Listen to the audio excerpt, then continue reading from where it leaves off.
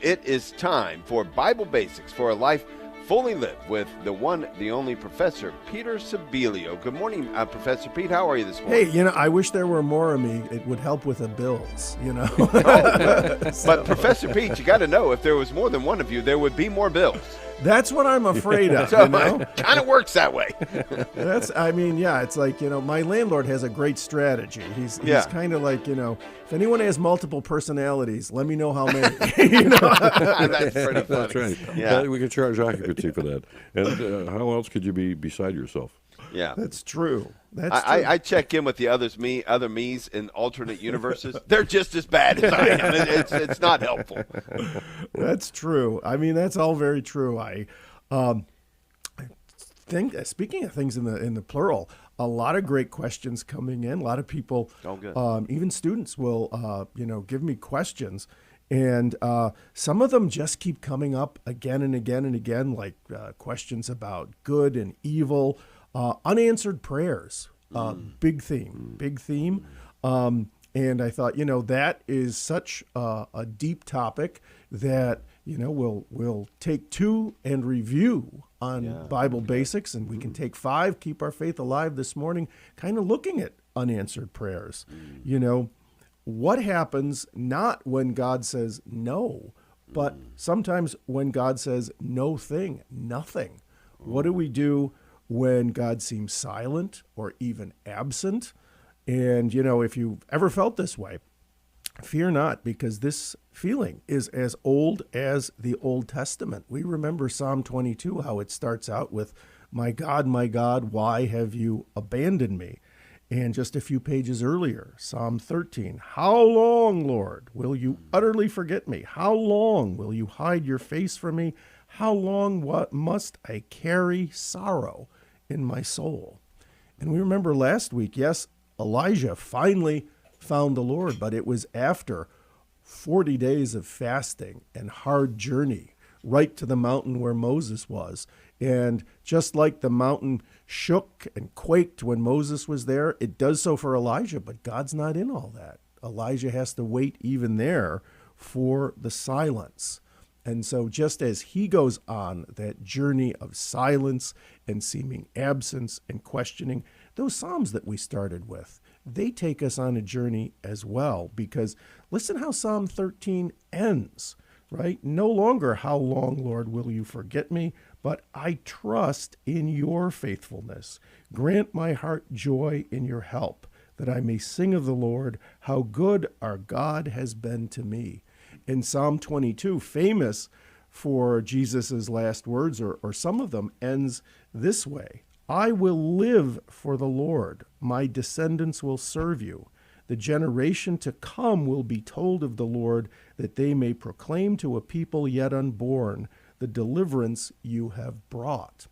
And so these Psalms are often called laments, not at all because we are lame, L-A-M-E, no, but because they take us on a journey, not necessarily to where we win, but we trust that God will win. We trust in God's victory, even if our pain endures. And so we certainly think of Elijah, we think of Jesus, and even Mother Teresa. Mother Teresa wrote quite profoundly about how for so many years of her ministry, she had trouble feeling God's presence.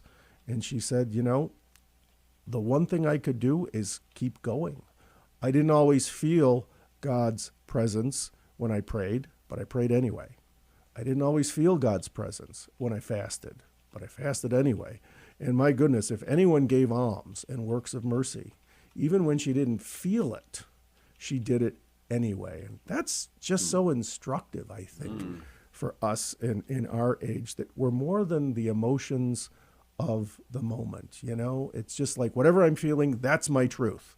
And that's what I have to go with. And we look at Elijah, we certainly look at Jesus, Mother Teresa, even in times of loneliness, feelings of abandonment, they continued their ministry of mercy, prayer, fasting, almsgiving. And that's maybe where a lot of us are right now. Last week, a couple people said they liked the cadence and marching into the wilderness with Jesus. But what do we do when we get out there and there's times of silence? And it just seems like, well, maybe this is our chance to talk with God, And sometimes even when we feel like God is absent, I heard this old saying that the teacher must be silent when the test is given. The teacher must be silent when the test is given. But good news, if that's the test you're going through now, you've already aced 100 other ones. And as soon as you ace this one, and you will, the test will reveal what you must become. The test will reveal what we must all become. And so that's kind of a question for the week. What are we becoming this Lent? Even in the silence, what are we becoming? And we know the answer is due in just a few weeks. Yeah, that's right. The papers will be graded. Amen to that. And during this season, aren't we to look at what is available to us in this relationship, right, Professor Pete? And Amen. even if, that's the thing. Like, if the Lord answers us, are we more in love with him than if he doesn't? Is it all based on what we get from him, or are we in love with him even if he doesn't? And even if he doesn't come through in the way that we want him to come through for us, are we still absolutely committed to him? That's always the tough stuff, right? Because even a no sometimes, or I guess this won't work out. Well, you got me the answer quickly, Lord. What do we do in this space of Lent? Yeah. And when I first heard that about the teacher has to be silent and the test reveals really God's answer where you're supposed to be next, I'm like, I don't like that answer. Yeah, right. Maybe I want to go back to silence. Right. But the silence is so we can do what really we are meant to do and become who we're meant to become. That's basic training makes us someone different, someone better, someone ready for what's next. And that balance for me, I know I've had to struggle with this is, Lord, just take me wherever you want. And sometimes he's like, no, go. What are you waiting on me for? Go do a thing, and I'll bless that thing. And then other times, well, just wait on me. I'm like, okay, where am I at right now? Which one of those am I at right now? Am I supposed to be waiting, or am I supposed to be going? And so that takes discernment, right? Well, I got to tell you, it is funny the way things work out. You got to be careful what you wish for because, and it's right near St. Rose too, where I'll be going next and wait in line and hope and pray for the best. This morning, I did hear a word from the Lord. Yes, after I scraped off my car, turned the car on, right? The first thing that happens is the big bright engine light flashes. And I'm like, God, why? And I heard a voice saying, good news, son. At least your battery works. Yeah. The car is on. The car is on. What are you complaining about? Puts it in perspective for us, Professor Pete, as you always do. Hey, amen. I had some hump day humor, but I'll save that for next week. Hey, and I want to say this. A quick one. Okay, go ahead. Well, go ahead. No, if you've got one, that go, because there's not going to be anything funny later. Oh, yeah. The fried shrimp refused to share his French fries. Yeah. He was a little shellfish.